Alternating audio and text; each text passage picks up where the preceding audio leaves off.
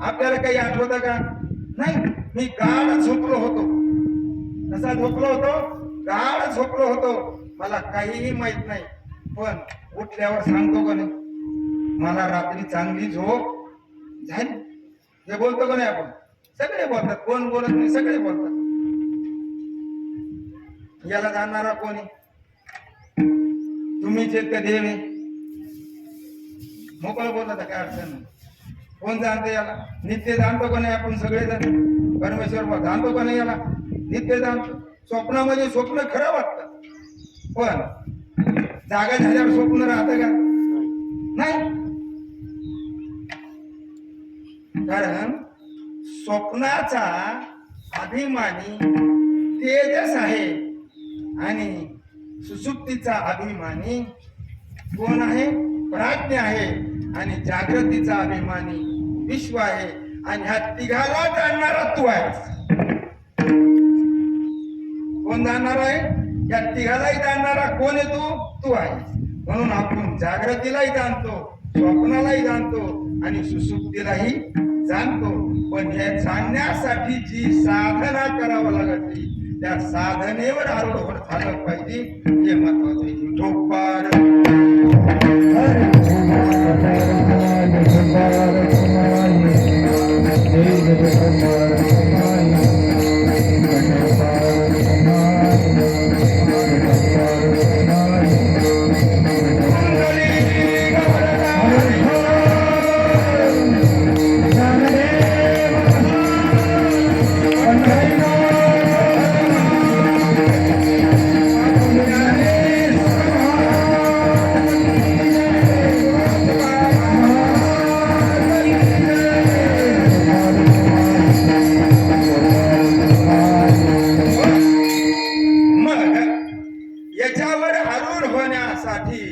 काय करावं लागेल? आपल्याला भक्ती करायची, भक्त व्हायचं.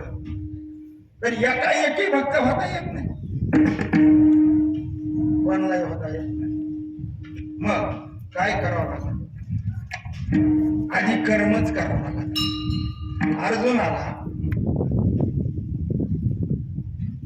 युद्धामध्ये जय प्राप्त करायचा होता,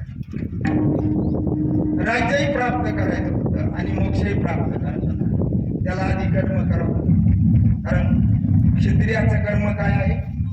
युद्ध करणं. वैश्याचं कर्म काय? शेती करणं, पशुचं पालन करणं किंवा व्यापार करणं. ब्राह्मणाचं कर्म काय? षटकर्म. आणि शूद्राचं कर्म काय? ते सगळ्यांची सेवा करून नमस्कार करणं.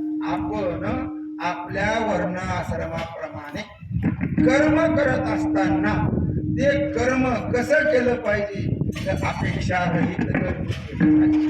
मग शेती जरी करत असतो तर अपेक्षा रहित करावा आणि जे फल येईल त्याच्यातून ते आनंदाने स्वीकारावा. याचं नाव धर्म. भक्ती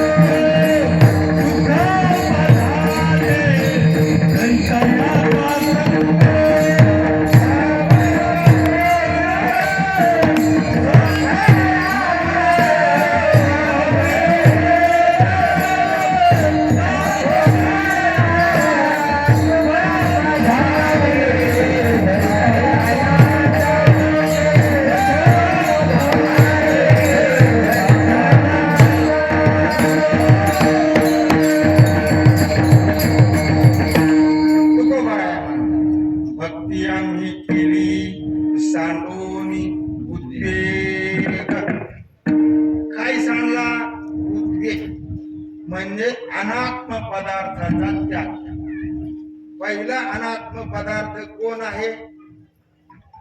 दुर्बुद्धी. ज्याला तुकोबराय म्हणतात दुर्बुद्धी ते मना कदा उपजवणार आहे. देहाला मी म्हणणं हीच मोठी दुर्बुद्धी. कशाला? देहाला मी म्हणणं हीच मोठी दुर्बुद्धी आहे. मग पावलं हे सुख याचे भक्ती आम्ही केली सांडून उद्योग. मग उद्योग सांडायचा म्हणजे अनात्म पदार्थाचा संचय करायचा नाही. मग ते कोणी असो. आणि अनात्म पदार्थ गोळा करून कोणालाही मोक्ष प्राप्त करून घेता येत नाही, असा कुठंही प्रमाण सापडत नाही. आणि असलं कोणाकरता दाखवून द्यावं. भागवतात दाखवा, गाथ्या दाखवा, ज्ञानेश्वरी मध्ये दाखवा, काही अडचण नाही, कुठेही सापडत नाही. मग आपण जे परमार्थ करतो असं आपल्याला वाटतं, पण आपला परमार्थ चालू आहे का काय चालू आहे आता ते हिशोब त्या टायमाला होईल पटापायला तेव्हाच कळण, तोपर्यंत कळणार नाही. असं काही सांगता येणार नाही तुमचं मला माझं तुम्हाला, कारण अंतःकरणाचा भाव कसा सांगता येईल कोणाला नाही. पण ते लोकांचा काय आणि संतांनी तो उघड करून सांगितलं. मग आपण कर्म करतो ते अपेक्षेने करतो, आणि अपेक्षेने कर्म केलं की पाप पुण्य उत्पन्न होत. काय उत्पन्न होत? पाप पुण्य उत्पन्न होत. मग अपेक्षामध्ये असताना आपल्याकडे कोणत्या गुणामध्ये असताना अपेक्षा केली आपण? मग रजगुणामध्ये का सत्वगुणामध्ये का तमगुणा ही अपेक्षा केली तसं पाप पुण्य होईल. आणि तसं पाप पुण्य झालं की आपली वासना काय राहील? कशी राहील का वेगळी राहील? म्हणून तुकोबराय म्हणतात पैसाता चोरापाशी पैशी होय देखताची चिंधी मन धावे.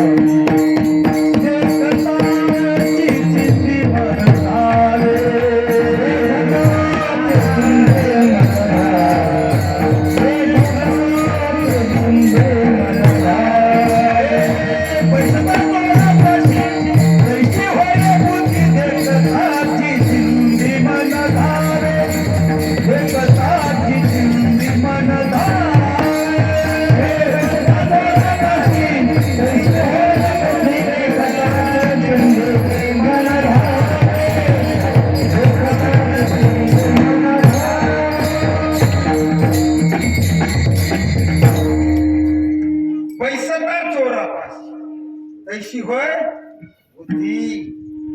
त्या संगतीत राहू, त्या संगतीप्रमाणे आपल्याला बुद्धी होती. जुनी म्हणे ढवळ्या शेजारी पावळा बांधला वान नाही पण गुण लागला. कारण म्हणायची ही, कारण संगत महत्वाची. मग संगत कोणाची करावी? मला शास्त्र सांगतंय, भागवत सांगतंय की तुम्ही निवृत्त शास्त्राचं संगतीमध्ये राहा, प्रवृत्ती शास्त्राच्या संगतीमध्ये राहू नका. निवृत्त शास्त्रामध्ये त्या संगतीमध्ये राहा. आता निवृत्ती शास्त्र जर विचारलं नाही सांगता येत, आपल्याला माहितच नाही. बोललो का माहित नाही, म्हणजे एखाद्याला असू शकतं त्यांनी सांगावं, काही अडचण नाही. आपलं काय त्याच्यात कमी पण आहे महाराज डोक्यात असं म्हणलं तरी काही अडचण नाही. ज्याला माहित असेल त्यांनी सांगावं प्रवृत्ती शास्त्र कोणतं आहे, निवृत्ती शास्त्र कोणतं. आणि ते माहीत झाल्याशिवाय वावरच माहित नाही. त्याला निघाला जमान शेंगे महाराज ती पण तरी धरली, पण वावरच माहित नाही कोणते. तसं आपल्याला प्रवृत्ती शास्त्र आणि निवृत्ती शास्त्र माहित असावं. आणि महाराज हे सत्संगतीमध्ये माहित होत.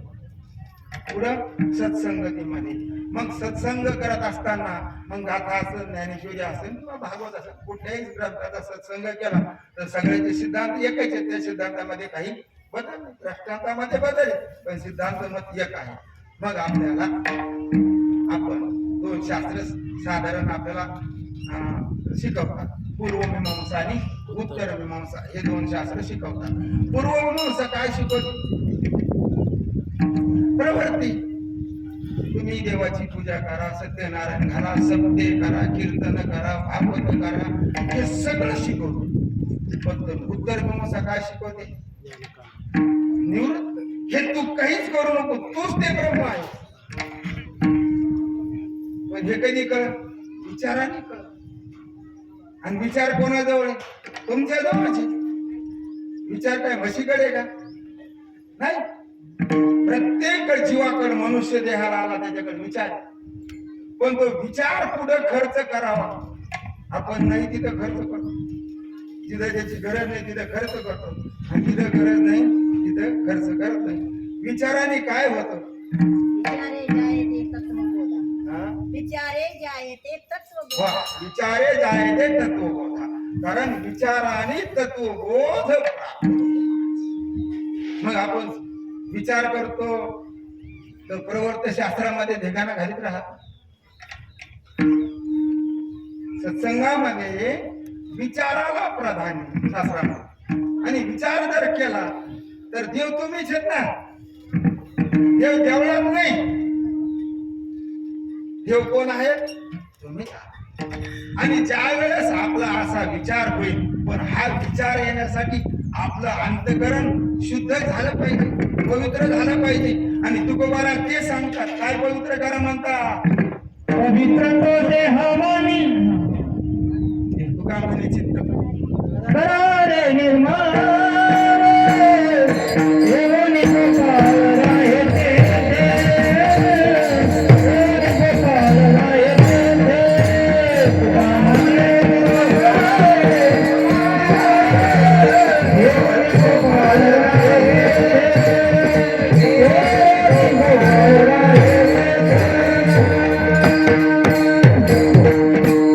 तुका म्हणे चित्त करा रे निर्मळ, येऊन गोपाळ राहे तिथे.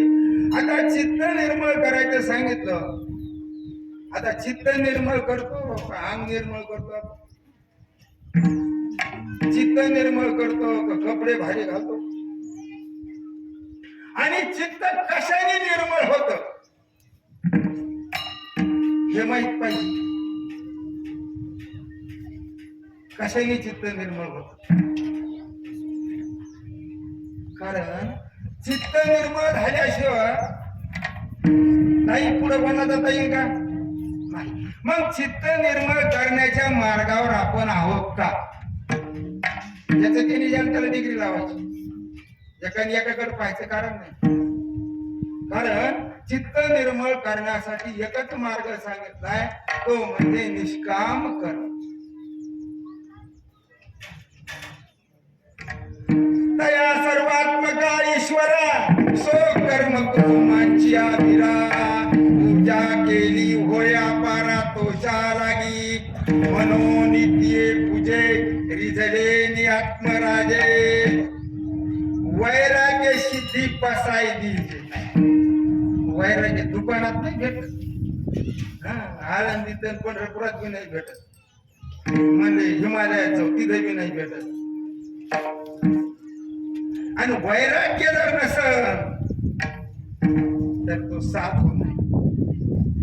तो साधू नाही, तो सोमी. काय लागतं? वैराग्य लागतं. आणि वैराग्य कशाने प्राप्त होत? निष्काम कर्म वाचून कोणालाही वैराग्य प्राप्त होत नाही. चित्त शुद्ध होत नाही. आणि चित्त शुद्ध झाल्याशिवाय वैराग्य प्राप्त होत नाही. हा शास्त्राचा अबाधित सिद्धांत आहे. इथं कुणी ब्रह्मदेवाला तरी नापास. तुम्ही आम्ही सोडून द्या गजगी. म्हणून चित्त शुद्ध केलं पाहिजे.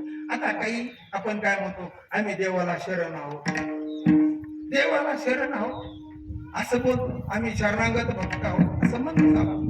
पण खरे शरणागत आहोत का? मदरी घोलिया शरणा जो वांची महिमा सन्मान. तो गुळातील पाषाण दान केवळ दान गुळदगड. कसा आहे? दगड आहे दगड, पण वरून गुळ लावलेला. आणि गुळ लावलेला किती दगड असला, किती महिने शिजला तरी नरम होतो का? हा, तुमच्याकडे गुराळा होत असते ना तिथं. आणि काय झालं, कढईमध्ये रसाच्या कढईत एवढा एवढा दगड खडीचा टाकला पोरानं आता तो शिजला ढेपीत गेला आणि ढेपीतून दुकानदाराकडे गेला, दुकानदारून पुन्हा इथं आला, लापशीत गेला, लापशीत का लावला, पण खाताने नरम झाला का नाही? नाही, ताकद पाळली त्याने. तसं शरण जाऊन देवाला शरण आहोत आम्ही आणि मान सन्मानाची इच्छा करत असन तर तो गुळातल्या दगडासारखा आहे. काही न मागे कोणाची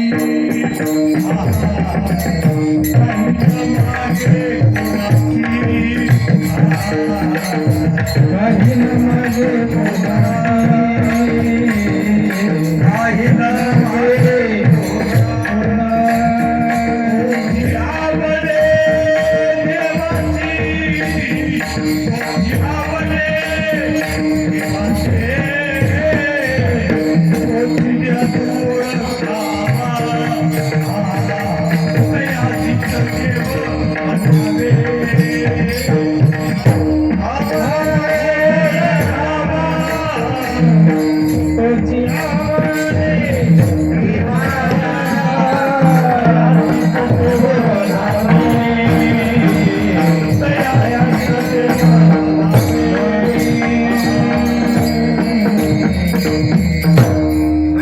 काही न मागे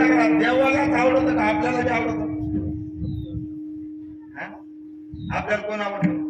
रोज मागणारा, रोज बायकोनी पैसे मागितले असते, 1000 रुपये दिले, तुझी असती का? रोज मागणारा कोणालाच आवडत नाही, आपल्यालाही आवडत नाही. देवाला कसं आवडत? देवानी ते सगळं दिलंय, काही ठुलं काय द्यायचं आपल्याकडं नाही, सगळं दिलंय. दिले दिले हात पाय का डोळे मुख बोलाया वचन, जेणे तू जोडशी नारायण नाशे जीव पण भवरोग आयशी. मराठी भवरोग जन्म मरण घालवण्यासाठी आपल्याला सगळं दिलंय. सगळं दिलं नाही, खायची सोय केली, नुसतं खाऊ नये का? खाऊन मल बाहेर टाकायची सोय केली. सगळी सोय कोण करतं आणि चालवतच कोण? हे चाले हे शरीर कोणाची आस ते चाले हे शरीर कोणाची आस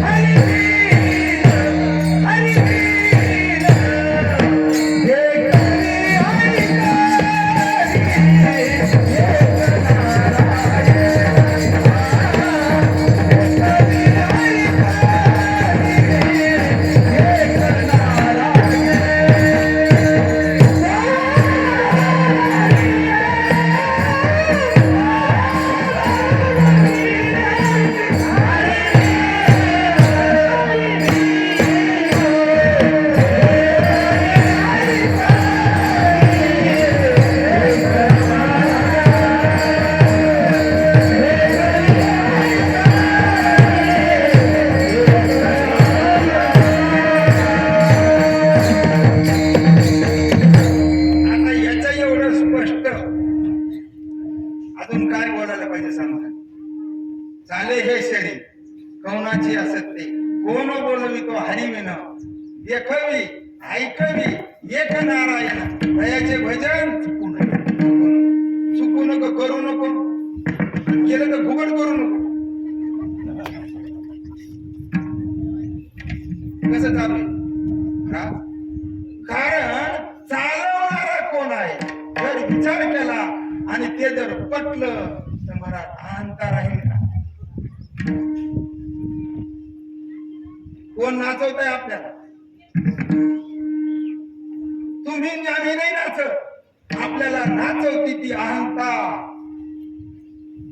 कोण बसले आपल्या डोक्यावर? अहंता बसली मला. आणि अहंता आपल्याला खरी वाटते, पण खरी आहे का ती? मातीत नेऊन घालणारी. अरे संत सांगतात, देव सांगतो, अनेक प्रकारांनी सांगतात. मग आपण अहंतेशी दुरी साधली.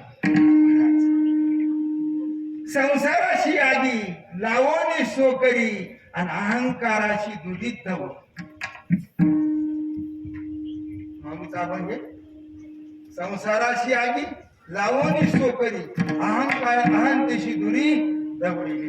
काम क्रोध लोभ मोहदंब मत आणि याचा केला छेद ज्ञान शास्त्र. आणि काय केलं हे कशाने प्राप्त होत तर वासनेची बीज भरजवणी आणि मनासाशी केले देव शुद्धनी. म्हणून वासनेचं बीज भरजवणी म्हणजे भाजून टाकावं लागत. आता वासना कशामुळे येत आहे आपल्याला? वासना कशामुळे आणि वासना कशी आहे? कारण पाप पुण्यामुळे वासना आहे. कशामुळे वासना आहे? पाप पुण्यामुळे. पाप पुण्य कशामुळे? मी करता झाला म्हणून पाप पुण्य. कधी कोणत्या गुणात करता झाला तसं पाप पुण्य. ज्या गुणात करता झाला त्या गुणाचं पाप पुण्य आहे. मग सगळ्यात घातक कोणी? मी. आणि म्हणून माऊलीने ह्याच्या गोविंद परमार्थ सांगितलं, मी माझी आठवण विसरले दयाचे अंत कर पार्था तो संन्यासी जाण निरंतर. हे मदचिस्तव झाले परी म्या नाही केले आईशे जेणे जाणी तरी तो सुटला. मग आता ह्या देहात करता येईल, दुसऱ्या देहात करता येईल का? आपण याच्या माग आहोत का?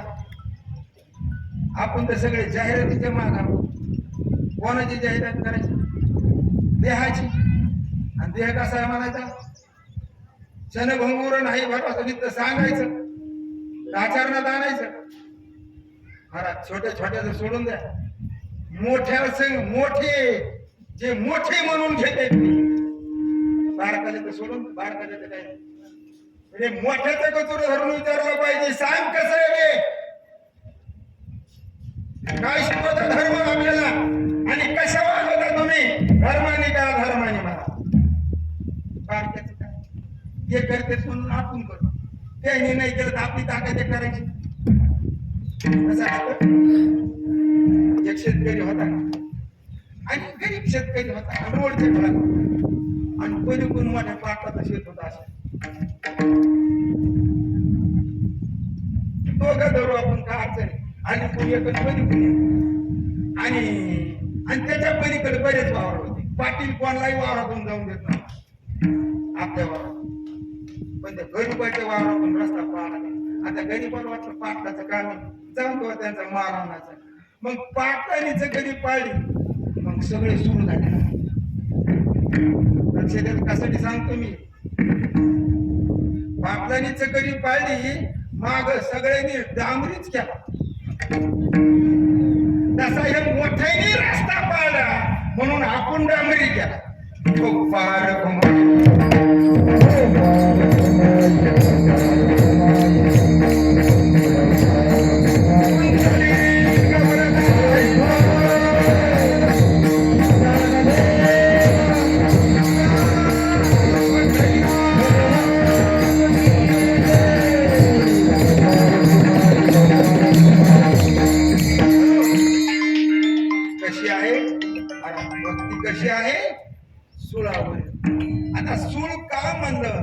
त्याला काय द्यावं लागत? अर्जुन माझे ठाई आपण पेविना सोरसू नाही, कवण्याही उपचारे नाकळे गा. सर्वस्व द्यावं लागत. सर्वस्व म्हणजे मी परमेश्वर महाराज मी द्यावा लागतो. आणि ज्या वेळेस मी शिल्लक राहत नाही, ज्यांच्याकडे मी शिल्लक राहिला नाही, पण मी शिल्लक राहण्यासाठी त्याचं चित्त शुद्ध झालं पाहिजे. चित्तशुद्धीने त्याच्या ठिकाणी विवेक वैराग्य उत्पन्न होतात. विवेक वैराग्य उत्पन्न झाले की त्याला समाधी षटक प्राप्त होतं आणि समाधी षटक प्राप्त झालं की त्याला मोक्ष सोडून कशाचीच इच्छा राहत नाही. आणि मग तिथून पुढे श्रवण मनन निधी ध्यासन तोम पदार्थ शोधन मागच्याचा तपास नाही कळस काढायला निघालो आम्ही. म्हणून तुकोबारा काय म्हणले? पायाने भिंत ऐका प्रमाण पाठ आहे का? पायाविना भिंत काय लागतो? पाया. भिंतीला पाया लागतो आणि परमार्थाचा पाया काय असल तर चित्त शुद्धी हाच परमार्थाचा पाया आहे. दुसरा कुठलाही परमार्थाचा पाया नाही. म्हणून आपण भगवंताला विनंती करून भगवंताची सेवा करून साधू संतांची सेवा करून अपेक्षा रहित सेवा करून आपलं चित्त निर्मळ करावा. आता बहुतांश पुरुष मंडळी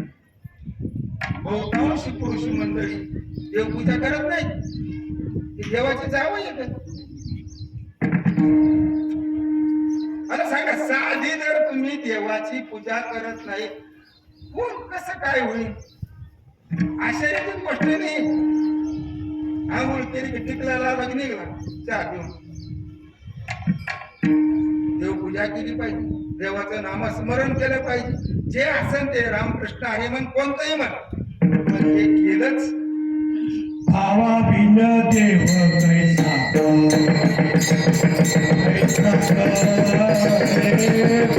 भावा बिन देव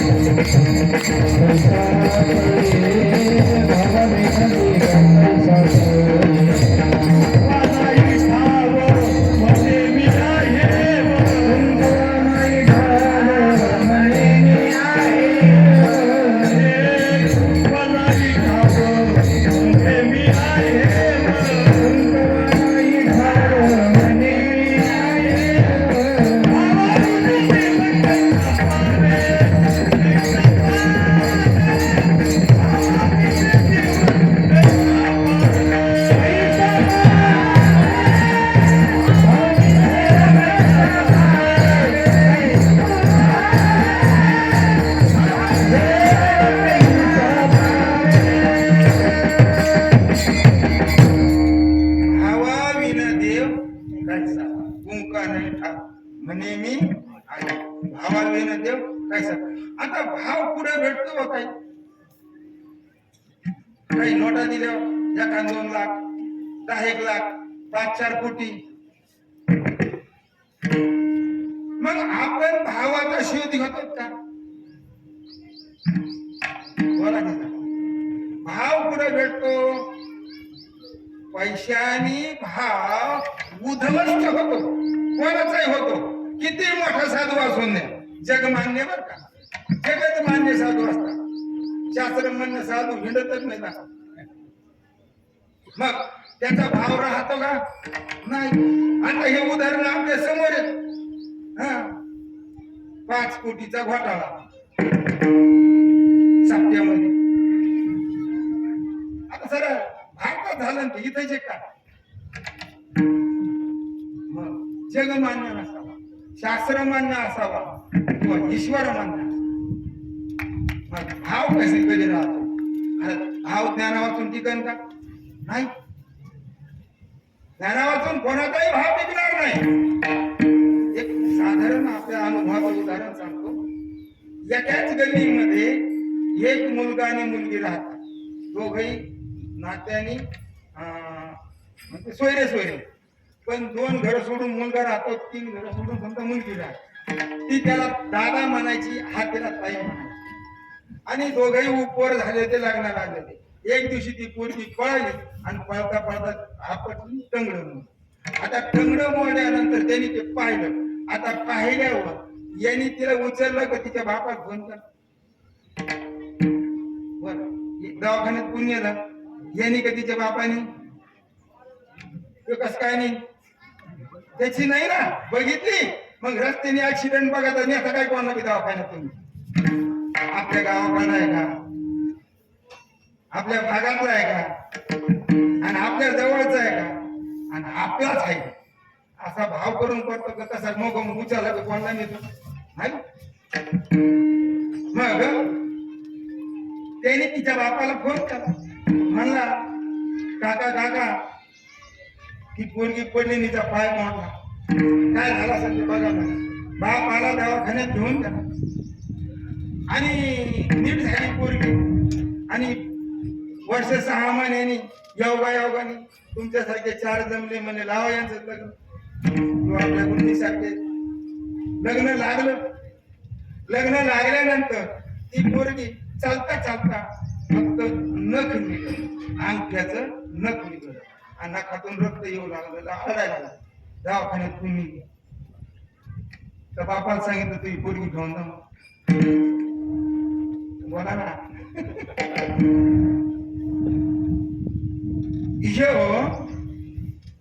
त्यो काय तुम्ही आम्हीच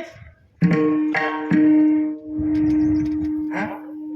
काय झालं ही माझी आहे असं ज्ञान झालं आधी त्याची नव्हती का होती पण ज्ञान होतं का नाही तसा भाव राहण्यासाठी ज्ञान फार महत्वाचं आहे आणि असं ज्ञान कोणाला होईल ज्यांचं चित्त शुद्ध आहे त्याच्या ठिकाणी असा भाव राहू शकतो आणि असा भाव झाला त्यांना काय आवडतं आपुला तो एक देव